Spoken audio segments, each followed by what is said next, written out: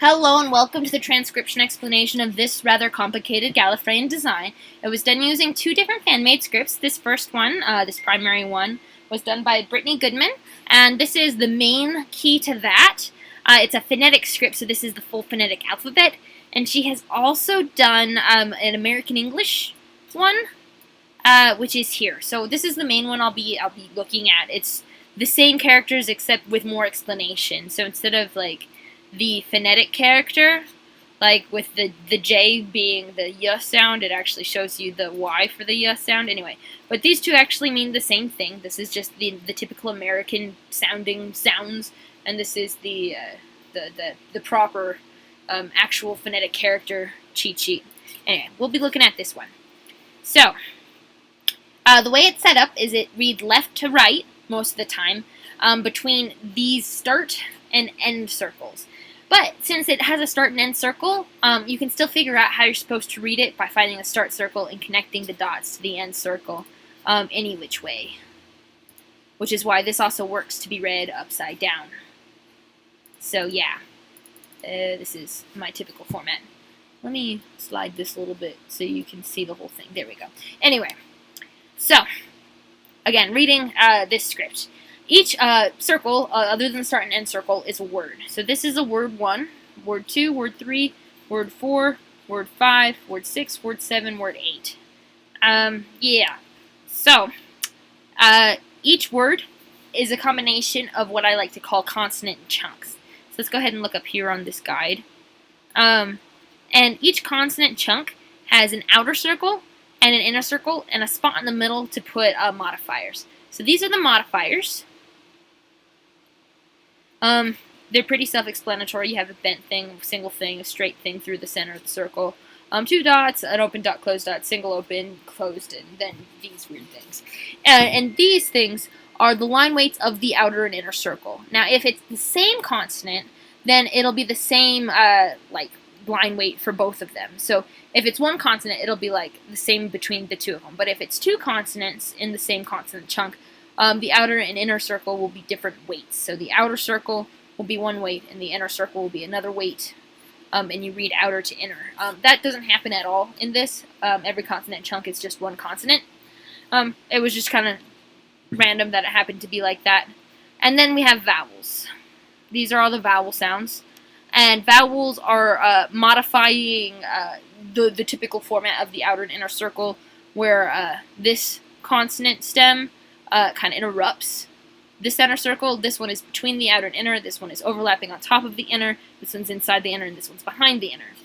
So, with that being said, let's go ahead and look at our first word. It's a single consonant chunk word because it's just got one set of concentric circles. So this set is the outer consonant chunk circle, and this is the inner consonant chunk circle. And it looks like its modifiers are these 2 dots, which let's go ahead and make it so we can see that there. So open and closed on a thick fin is this symbol. And this symbol is basically a nothing. It's what you use if you start a word with a vowel sound. Like I said, you read consonant to vowel. So if you want to start a word with a vowel, you have to have something to hold your place. So this is just a nothing. And then we have a vowel sound. It's a single thick circle, so it's in this line. And it's located between the inner and outer consonant circles. So it is the sound I, which makes sense because this is the word I. So I is our first word. Here's our next word. And this one is a multi-chunk circle. We have this little chunk here, and then this bigger chunk here, concentric with the word circle. Now it looks like this might just be part of the word, but you know that it has to be a chunk in this circle because the line breaks here. So if this line were to continue through, and this were to break, this word circle were to break, then this would all be one word. But it doesn't. This word circle breaks, so this is a chunk in here, and this is its own word circle out here. Anyway, you read big to small. So this big consonant chunk is what you read first, and it looks like it's a double fin, so it's in this row, and it has a line passing straight through. So it's this. It's an L sound. And then we have a vowel. It's a single fin, so it's in this row. And it overlaps the center circle, so it's like this. So it's an And then we have our next consonant chunk, which is a single fin. So this is a single fin line, same as this. Single fin, and it has 2 dots. 2 open dots. So that is V sound. So love is our next word. Here's our third word. It is a single thin. It's a single consonant chunk circle, so there's no double circle containing it. But this single consonant chunk has a bent line. So single consonant chunk bent line is a U, well, y, and then we have our vowel sound. And it is a single thin, and it overlaps the middle. So it's that double O sound. So oo. So y, oo, U is our next word. Here's our next word. It has two chunks, this small chunk and this big chunk, concentric with the other word circle. Here's our double line for the word circle. And again, we read big to small. So here's our big consonant chunk, outer circle, inner circle. And it looks like its modifiers are open and closed on a single thin, so, single thick. So single thick line. So we're in this row. It has an open and closed circle. So that is an M, or M. And then we have a vowel sound. It's a double thick, and it is inside our inner circle. So it's in this position, double thick. So it is this sound, ah. Now, personally, I read law as law, but I couldn't find a good, in these highlighted ones, sound for like the or and more. So what I did is I went to phonetics.com. This is not it. To phonetics. I guess we'll just do it this way because I closed my tab. And I wrote the word more, sore, poor, for, things that rhymed, right? And I wanted to see what vowel it showed me. Okay, it looks like it's this vowel. Let's go ahead and play and make sure it sounds right. More, sore, poor, for. More, sore, poor, for. Okay, cool. So it's this this vowel sound we need to find. So let's go back to our old cheat sheet and find that upside down C looking thing. So again, we're looking for this upside down C looking thing. Huzzah, here it is. Okay, so it is the double thick, and it's inside our inner circle. So it is that. Correct, yay. So that is the correct sound for more, for, poor, sore, right? The or sound.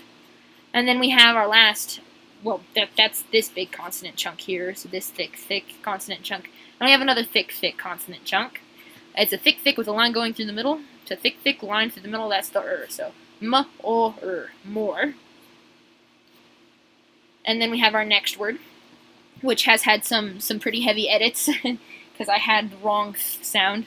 Math, not to be confused with th, and then is a th, like a th sound. So anyway, let's go ahead and look at this big consonant chunk circle, and it is a double thin outer, double thin inner.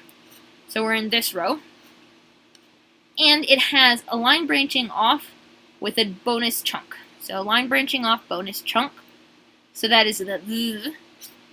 And then we have a vowel sound. So it's thin, and it's, again, inside. Like ban, that. And then we have our n sound, which is thin, with a bent n.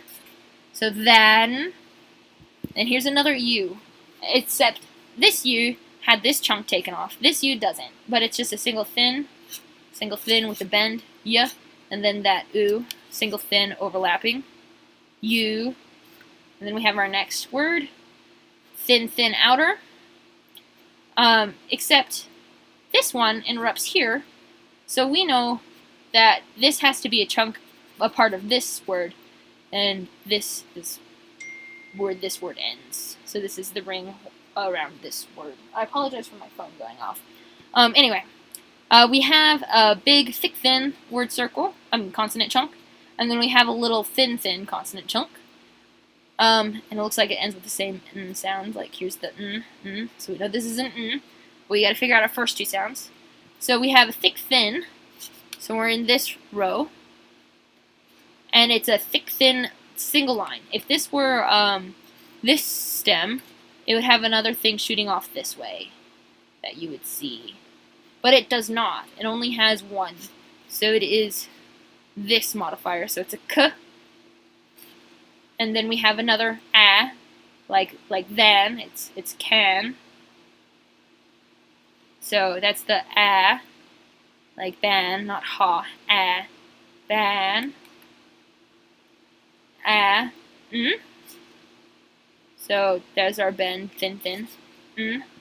And then we have this word, which is a single thick with one line. So that's a S. And then we have thin, overlapping our inner circle. So it's like this, and a thin, A. So like that, A. So that's a S, A, and that's it, say. So start. I love you more than you can say. Woo! So that's the hard part done. Let's get to the easy part, these names. So the nice thing about the other script I used, Loren Sherman's fan-made script, is it's just a direct letter-to-letter. There's no phonetics or anything like that. And it just simply reads bottom counterclockwise. I did do some funky things with this. I opened up the sentence circles, not the sentence circles, the word circle, to be kind of like in a line around the sentence circle. Man, I'm going to just turn this off.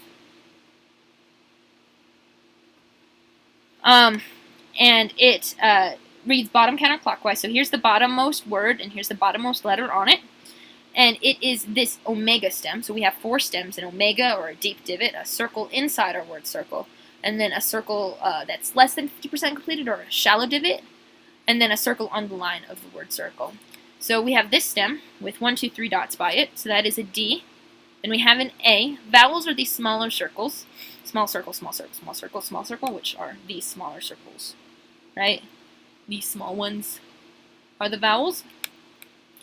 And they kind of change their position depending on if they're attached to a consonant. So this is like what an A would be like, attached to a consonant on the outside of it. E right in the middle, I right in the middle, U right in the middle, O's towards the center. Anyway, this is an A because it's outside. Then we have this letter. It is a shallow divot with 1 line, so that's a V. And then we have another D, 3 dots on an omega, so D-A-V-I-D. And then we have an omega with 2 dots, C-H-A. Now this dot looks like it could be here, but it's actually closer here, so these 3 dots go with this stem, which is next. But this one is first. Here's another 1, 2, 3 dot R. R. L. 3 dots on a circle inside the circle, L. E. Circle on the line of the word circle. Then 1, 2, 3 lines on a shallow divot is an S. So C-H-A-R-L-E-S, Charles. And then we have our next word, B, omega with nothing on it. 1, 2, 3 dots on the R, just like this R, except, spaced out a little bit nicer. So R, we have an A, just like that A and that A. And now this one's kind of tricky to see because these 4 dots look like kind of in the middle of nowhere, except they're in line with this stem, so they have to be part of this stem because they're too far away from this one. So here is a circle inside the circle with 4 dots. C. And now note on C's. C's in this script are only supposed to be used if it's in a proper noun, which names are. So this C in a normal brace, like if it was like a leg brace instead of a last name brace, would just be an S. So B-R-A-S, and then last but not least we have an E, just like this E. So brace, and now we have our next name. Here is, if you were reading this as a word circle, the bottom would still kind of be here, or be here, but continuing around this sentence circle trend, it continues to here, which is where the cheese in making this be legible upside down works. But here's our next thing we hit. Here's an A, outside the word circle like that. Here's a G because it's an omega with 1 line, G, A, T-H, A, Agatha, B, E. So here we have an example of an enclosed consonant vowel team. So here's the consonant, it's this omega shape with nothing on it. And then here's the vowel, it's a small circle but right in the middle of the consonant. So this is the consonant circle, E's are right in the middle of it. So B, E, A. Now we have a stacked stem, so we read thin to thick on a stacked stem. So this thin line is got no modifiers on it, so that's a T. This thick one has 3 dots, so that's an R. So T-R-I, line going towards the middle. And then we have another C, like a proper C. And then an E, right in the middle of that. Again, consonant circle right in the middle. So these E's look pretty different, but they're still right in the middle of our consonant, so they're both E's. So B-E-A-T-R-I-C-E, Beatrice. And then we have our last name, A, D, 3 dots again on an omega, D, A, 1, 2, 3 lines on a circle inside the circles an M. And now we have a hyphen. This is our, let me scoot this up a little bit, cheat sheet for punctuation. Hyphens have 3 lines radiating outwards from the word circle, normally towards a sentence circle, but I don't have a sentence circle on this, so meh. So S, sorry, that's not, this is the S, this is the hyphen, and then B-R-A-C-E, just like this, B-R-A-C-E. And again, it can be read upside down, which is pretty neat. So A, because here's bottom, counterclockwise, A, G-A-T-H-A, B-E-A-T-R-I-C-E,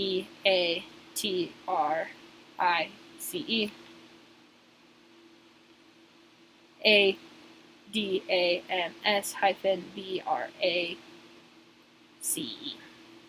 And then this one, D-A-V-I-D-C-H-A-R-L-E-S B-R-A-C-E. Yay! And that is the design. I'm sorry this went a little long. It was a pretty tricky design to do, and I did have some typos in the doctor's cot, which I fixed during this video when I recorded. I'm like, oh no, this is wrong, and this is wrong. Well, it was in the original, so I fixed it. It's all correct now. Yay! That's why I do these videos, to spell check myself, and also tell you how to read it. So yeah, bye!